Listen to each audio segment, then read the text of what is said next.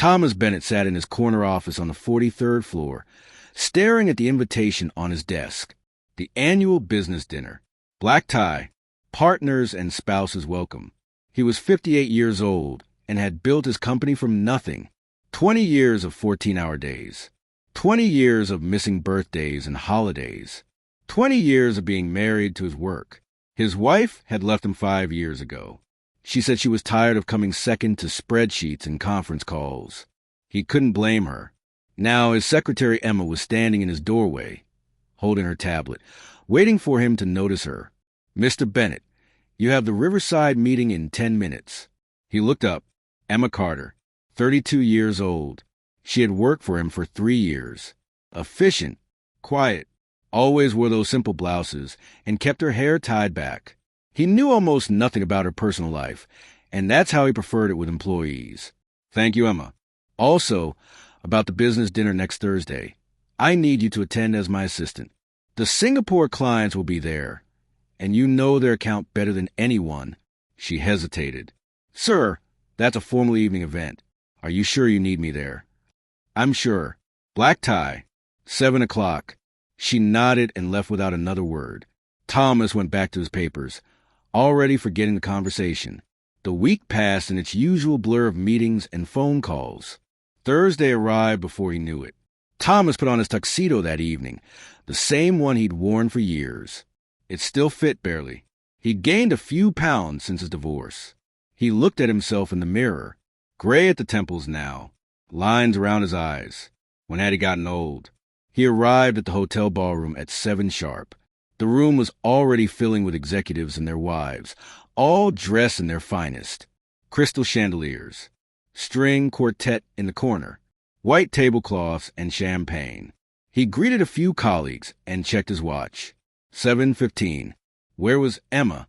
Then the room seemed to shift somehow. People near the entrance had stopped talking. Heads were turning. Thomas looked toward the door and felt his breath catch in his throat. Emma stood in the entrance, but not the Emma he knew. Her hair fell in soft waves around her shoulders, catching the light. She wore a cream-colored dress that was elegant and simple, nothing flashy, but it transformed her completely. She'd always hidden behind those oversized blouses and pulled-back hair.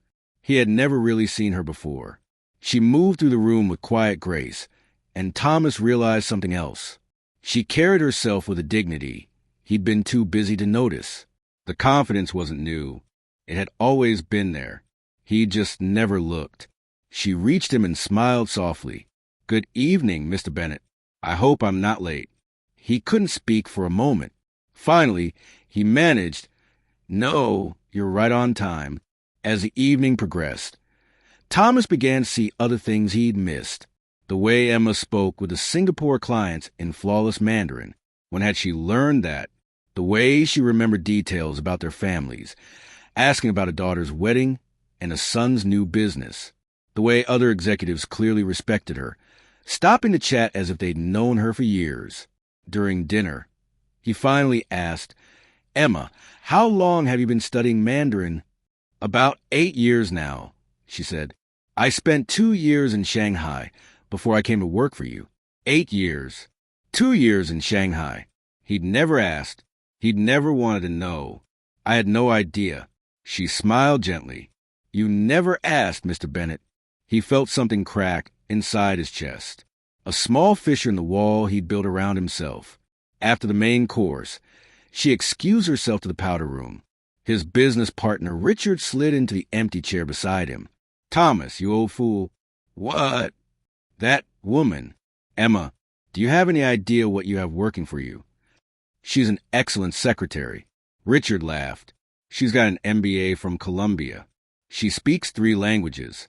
She turned down a VP position at Goldman Sachs to work as your assistant. Did you know any of that?" Thomas felt cold. "No. You know why she took a job answering your phones and managing your calendar?" He shook his head. Her mother was sick. Cancer. Emma needed flexible hours and good health insurance. She spent every evening at the hospital for 2 years. Her mother passed away last spring. 8 months ago. Thomas tried to remember if Emma had taken time off, if she'd seemed different. He couldn't recall. He'd been too focused on the merger. Why didn't she tell me? Richard gave him a pitying look. When would she have told you, Thomas? In between your back-to-back meetings? You barely look at her when she comes into your office.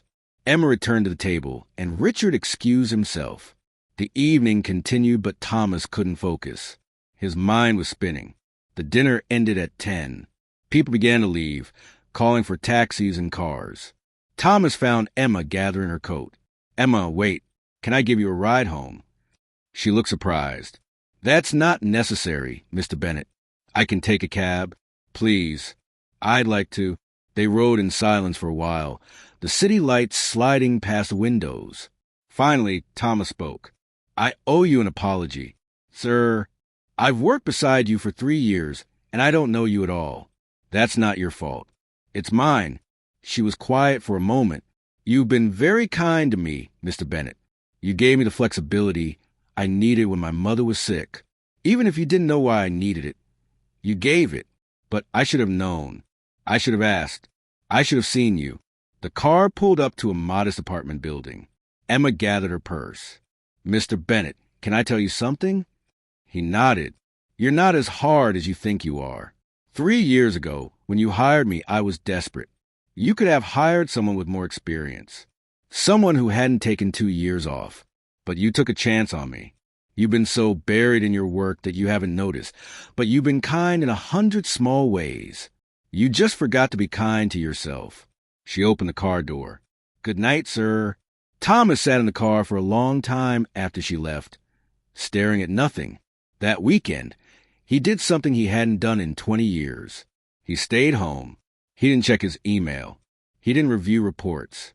He sat with a cup of coffee and thought about his life, about the things he'd missed while he was busy building an empire, about the people he'd stopped seeing.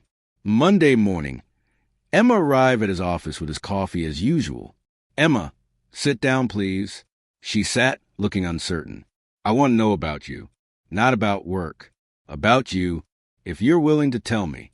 She smiled then, a real smile that reached her eyes. They talked for an hour. He learned about her mother, about Shanghai, about her dreams of traveling again someday, about the painting classes she took on weekends. For the first time in 3 years, Thomas really listened. Over the following months, things changed slowly. Thomas left the office by 6 most days. He asked Emma about her weekend. He remembered her birthday. He started seeing other people too. His employees, his clients, the security guard who'd said good morning to him for 15 years, whose name he'd never learned. It was Frank. 6 months after that business dinner, Thomas promoted Emma to vice president. She deserved it. She'd always deserved it. A year later, at the next business dinner, Emma arrived again in simple elegance. But this time Thomas wasn't surprised. He'd been paying attention. You look lovely, Emma. Thank you, Thomas. They'd become friends, real friends. She'd taught him to see people again, to see life again. As they walked into the ballroom together, Thomas realized something. Emma hadn't changed that night a year ago. She'd always been remarkable. He had changed. He'd finally opened his eyes. Sometimes kindness means giving people what they need, but sometimes it means letting yourself see the beauty that was there all along. If this story touched your heart, please share, and subscribe for more heartwarming tales of rediscovery and human connection. Leave a comment below about a time when you truly saw someone for the first time. Your stories inspire ours. Retry Claude can make mistakes. Please double-check responses.